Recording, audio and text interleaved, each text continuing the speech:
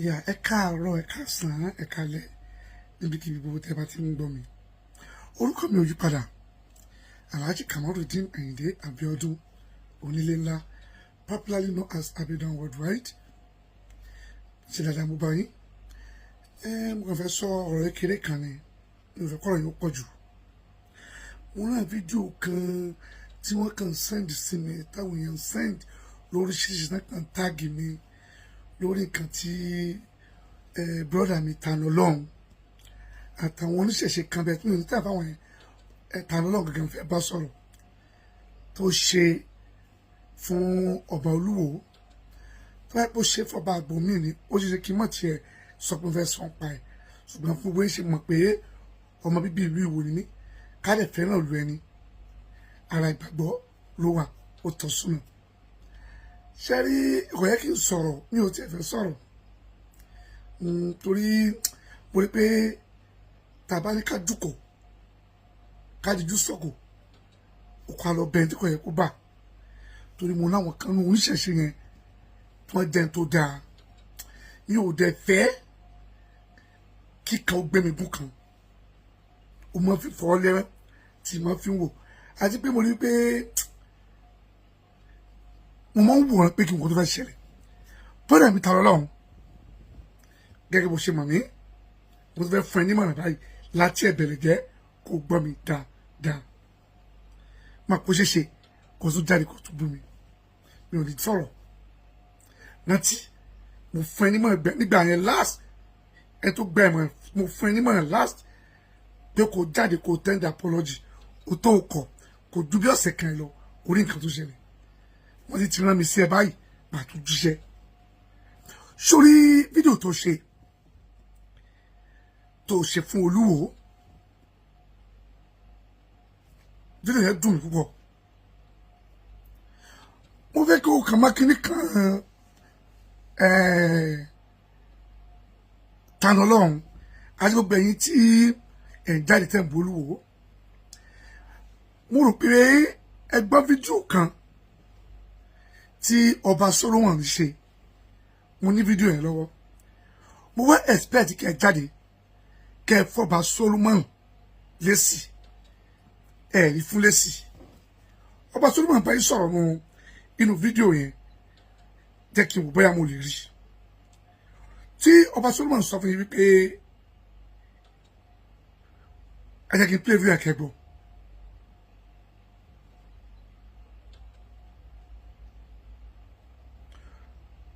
Tí ọba Solomon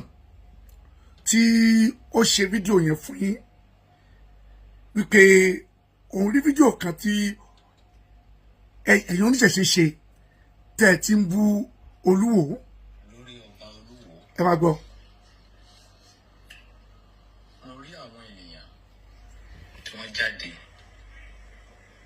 wípé bí ọba Olúwo ti sí orí sílẹ̀ wípé kò dáa. Lóòótọ́ ni a gbọ́ nínú ìtàn bẹ́ẹ̀. Ẹ̀yin àwòrán ṣàṣà, ẹ̀yin àgbààgbà ilẹ̀ Yorùbá, ẹ̀yin ọba ńláńlá nílẹ̀ Yorùbá, gbogbo ẹ̀yin tẹ́ ń sọ̀rọ̀ sí ọba Olúwo, mo rí yín gẹ́gẹ́ bí ẹni tí ọpọlọ ẹ̀ yòrò. Irú àwọn kéèsì báyìí kò fa ìjà. Iṣẹ́ ẹ̀yin àgbààgbà ni wípé kẹ́ bọ́ ìta. Ọba tó bá sí orí sílẹ̀, nǹkan báyìí ló máa ń ṣẹlẹ̀ sí láyé ìgbà ìwáṣẹ̀. Kí ẹnìkan dẹ̀ bọ́ síta kó dẹ̀ sọ ọkọ tó máa ń ṣẹlẹ̀ sí ọba Olúwo. Tí nǹkan yẹn bá wá ṣẹlẹ̀, àwọn ọba tó kù tó wá fẹ́ ṣe bí tọba Olúwo, wọ́n fi kẹ́kọ̀ọ́, wọ́n fi kọ́gbọ́n. Tí ò bá wá ṣẹlẹ̀, a jẹ́ wípé irọ́ òun lẹ́ gbé gègé látijọ́ yìí. Ọba òkè sórí sílẹ̀, ọba òkè ṣe gbá, ọba òkè rókù, ọba òkè ṣe gbá. So ọba tó bá sí orí sílẹ̀ kí ló máa ṣẹlẹ̀? Ẹ sọ jáde ká gbọ́. Torí Olúwo ti sórí ilẹ̀ báyìí. So kí ló máa wá ṣẹlẹ̀ sí? So máa kú ní ọjọ́ mélòó ni ọba yẹn máa fi kú? Kí ló máa ṣẹlẹ̀ sí? So tí kíní bá wá ṣẹlẹ̀, gbogbo àgbáyé àgbáyé gan respect àṣà àti ṣe wa ṣùgbọ́n tí ò bá ti ṣẹlẹ̀ a jẹ́ wípé fọ́ǹbù lẹ́kàn fọ́ǹbù kiri ẹ̀ ò ní kankan irọ́ lẹ́tùtà gẹ́gẹ́ bí ewé tí ò bá lè ti ṣẹlẹ̀ kí gbogbo yín kẹ́pa gbogbo ẹ̀yin ọba tó kù kẹ́ padà sí nǹkan tí ọba olúwo ń ṣe kẹ́bẹ̀rẹ̀ sí ṣe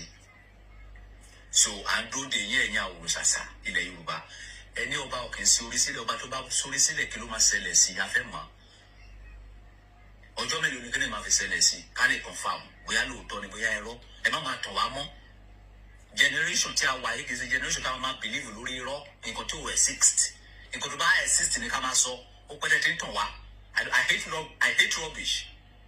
okay ọba lówó ti sórí sílẹ̀ nísìnyí ẹ̀yin àwòrán ṣàṣà ẹ̀bọ́ ìta ẹ sọ pé nǹkan báyìí ló máa ṣẹlẹ̀ sọba tó bá sórí sílẹ̀ ọ̀sẹ̀ bí ọba kan máa ti sórí sílẹ̀ lọ́jọ́ kìnnà àná àmọ́ ayé nǹkan tó ṣẹlẹ̀ sí ó máa ní nǹkan tó ṣẹlẹ̀ sí ọba tó kọ́kọ́ sí orí sílẹ̀ lọ́jọ́ kìnnà àná òye ẹ̀yin àwòrán ṣàṣà ẹ̀bọ́ ìta ẹ sọ nǹkan tó máa ṣẹlẹ̀ fún wa sí ọba olúwo tó sí orí sílẹ̀ yìí nísìnyí tí ọba rẹ sọ ojú ti gbogbo yín pọ́. Thank you so much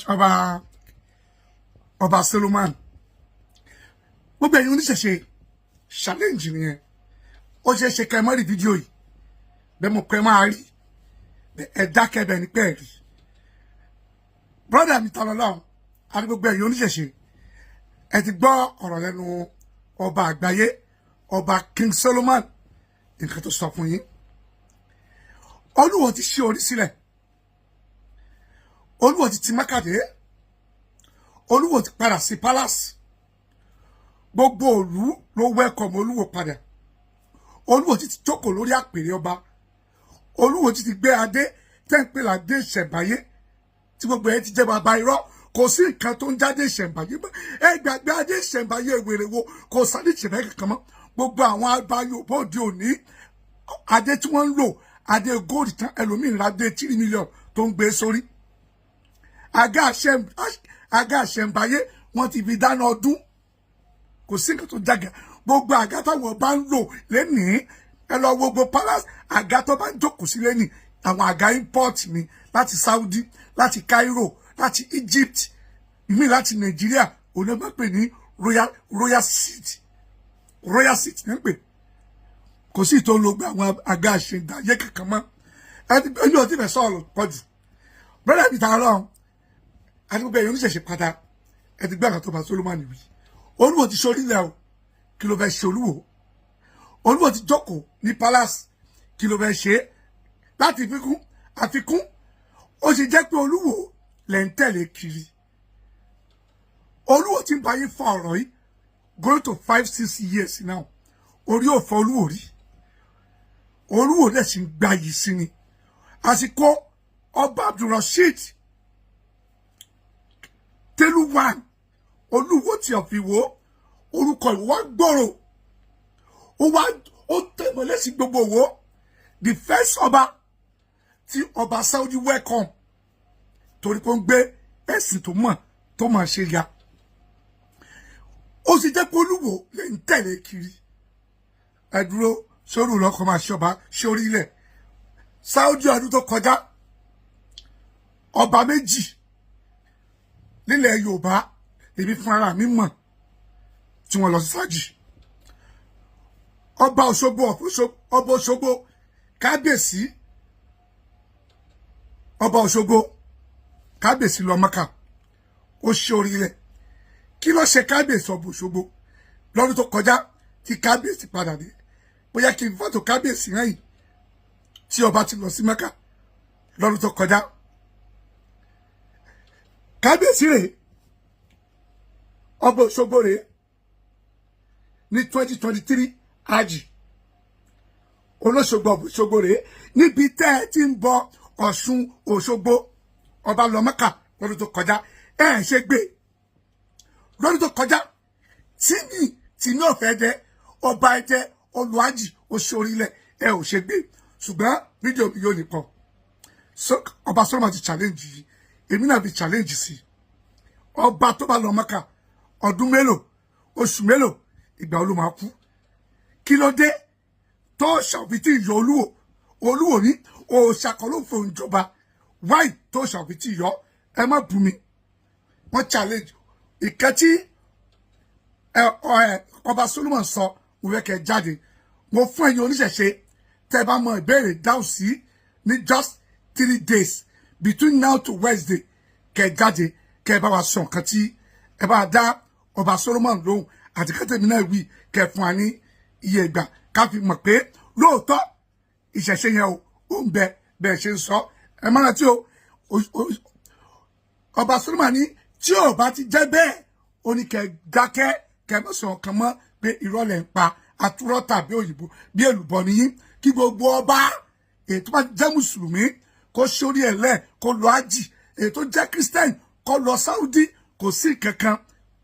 èmi kọ́ bí sọ ọba Solomon ló sọ bẹ́ẹ̀ níjọ́ Wednesday or Thursday lágbára Ọlọ́run màá wá in a full video ẹni tẹ́bí tá gbọ́ fídíò ẹ follow page mi níjọ́ Thursday ẹ pàdé mi ní 8 o'clock Nigeria time lálẹ́ lórí ọ̀rọ̀ ìṣẹ̀ṣe àtọ̀bà ọba Olúwo àwa tó gbẹ láàrin 2 hours a máa sọ kó tó dìgbà yẹn ire o.